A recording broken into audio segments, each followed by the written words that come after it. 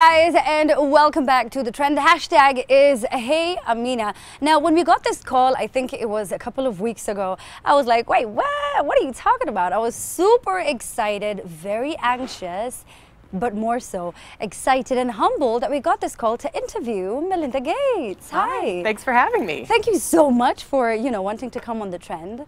And speaking about the trend, you're actually trending right now. When we did this interview, you're trending at #1 with, what's brought you to Nairobi. So let's start with that. So why are you in Nairobi? I'm in Nairobi because we're launching a commission called Pathways for Prosperity. In fact, we were at the iHub earlier this morning launching it. And it's really to talk about how do we make sure that this amazing digital transformation that's happening and happening so quickly now, how do we make sure it's inclusive of everybody? I guess so many of the discussions I go to at various conferences are all about, what's going on in the high-income countries. But to be frank, I'm interested in what's going on the continent of Africa. What amazing ideas and opportunities there are here, and how do we bring those forward so that we include the entire world in this technology revolution? It's funded by the Bill and Melinda Gates Foundation, right? When did you get involved in this and decide, this is something that we want to get involved in? Well, I'm a computer scientist by training. That's my background. That's what I went to college for. And so I worked at Microsoft for many years. But I have to admit, it was probably when I came out to Tanzania in 2007, which is where I first saw M-Pesa. It already started here in Kenya. And I could see that this digital revolution was happening and that these countries were going to actually leapfrog some of the countries that had hardline phones. So I got interested then, but it was about a year ago that I started realizing that so many of the conversations I was in about technology and robots and artificial intelligence really didn't include everybody in the world. We were talking just about, the high-income countries. And I said, that shouldn't be. I do most of my travels to low-income countries, and I see amazing opportunities here that people are creating for themselves. And so it was about a year ago that I said, let's bring a group together, and we decided to formally launch it today that has a diverse set of voices and ideas around this digital technology revolution. Yeah. Did you get a chance to meet some of the young innovators? I did. What are your thoughts about them? They're amazing. They're coming up with ideas that I think other people don't think of in their countries because there are different problems here, right? Or there are different opportunities and ways that we can connect people. So, in fact, the founder of Talal, that was a really interesting thing, is to hear she went around and interviewed people all over the continent. And she did 3,500 interviews to find out what financial needs people have and where those weren't being met. Particularly if you wanted to start a small business, it was very hard to get your credit rating up.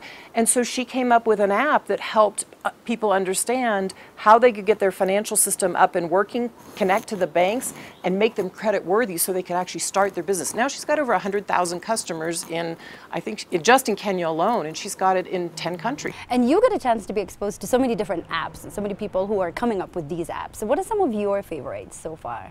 Well, I have to say, it's funny, it sounds simple, but the thing I really like is WhatsApp. WhatsApp? WhatsApp. Really? Because, not because, it's not the one I use the most at home, but when I'm out here in Africa, I see all these innovative ways people are selling goods on it, finding services, finding a job, meeting up with someone. And so sometimes it's maybe the only app they have if you're outside of Nairobi. It's different, of course, if you're in Nairobi. But they're doing incredibly innovative things with it, things I would have never even thought about doing with it. You mentioned something. It's not the one that you use the most at home. Which one do you use the most at home? Well, most at home, probably texting, because my kids text a lot. I have to be honest, my youngest daughter is a big fan of Snapchat, and so if I want to be in touch with her, she won't text me. I have to Snapchat her. Are you kidding? No, I'm not kidding. And then I get a response from her, even when I'm on the road like this. It's like, make sure that you make it home in time for dinner. Did you take my keys? Yeah, well, a few things like that, yeah. But you did talk about something as well that I want to talk about. Now, when it comes to technology and emerging technologies as well, we have things like, robotics that are changing how production is being done. And that, has a plus and a minus, because one of the minuses is it may lead to joblessness. What are your thoughts about that? Well, I think certainly there are pluses and minuses of any technology, right? And we need to consider both sides of the coin. So there certainly jobs are going to be changed by artificial intelligence, by robots. But I also think that tech is also creating jobs. When I see, for instance, in Indonesia, 1.5 million jobs have been created in the last 2 years because of an app called Gojek.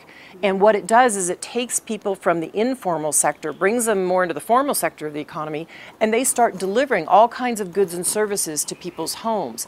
And it's transforming business. So where a fast food company that might be a conglomerate coming into Indonesia from, say, America used to be popular, now if I can have somebody go fetch my food, I'd rather get high quality food from a local mom and pop that makes great curry, right?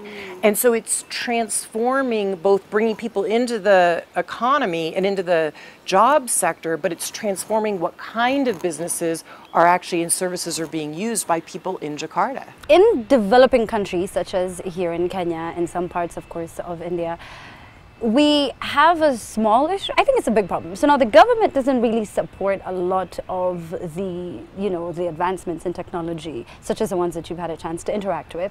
And of course, it affects us. Now, what do you think, with your experience, of course, what do you think it leads to that? Well, I think you'd have to go government by government to answer that question, because governments are very different from Ethiopia to Kenya to Nigeria. But I think sometimes there's a fear. Like, oh, if we open this up, will it change our currency? Will it change our banking sector? Oh, if we open this up, will it change our form of government? Will it bring more people in and more criticism of us? And so I think governments need to overcome those fears. They need to understand what other well-informed governments are doing at their same level of wealth and how it can actually promote government and promote a good democracy and promote citizenry and citizens participating in government. And it can make so much efficiency out of government. Yeah. Now, speaking about pros and cons of different things in technology, and as I was going through social media, something that you really did talk about and emphasize on was that there, tech can be used for good, can be used for evil. There is biotechnology and there's also bioterrorism. Why was this something that you really needed to ensure people knew about? I want people to understand that we have to think thoughtfully about these things, but to realize that we're not going to slow down the pace of change. It is happening, so it's up to us to create the world that we want to have. And it's up to us to make sure that everybody's included, not just people of the middle class or upper incomes, but that everybody, even that person living in a remote rural village in the western part of Africa or in a remote place in Kenya on the Somali border, that they can be included with their cell phone. How can people get involved in Pathways for Prosperity? They can give us their ideas. They can write to the commission. They can suggest people who should be part of our subgroups who are thinking about this. We're going to go out on some learning and listening tours. So come and show up. We'll eventually post where those are going to be. We're still figuring that out. But come put your voice in the process. Come put your ideas in the process. We need young people. We particularly need a lot of people from Africa. You should tell them, look at the camera and call out. Come join us. Come look us up on the web. But when we come out with these learning sessions, come give us your ideas, because Bill and I really believe that the generation has already been born that's going to transform this continent, and there's so many great opportunities. All right, so now I do have a couple of questions, because I know that they were like, yeah, so we have a few minutes and I'm trying to wrap it up, but what does success mean to you as Melinda Gates? It means that if one life, has breathe more easily because I've lived in some way, then that to me is success. All right. Thank you so much for making time for the interview. However, one last question is your parting shot to young innovators here in Kenya and to the government bodies that should support them.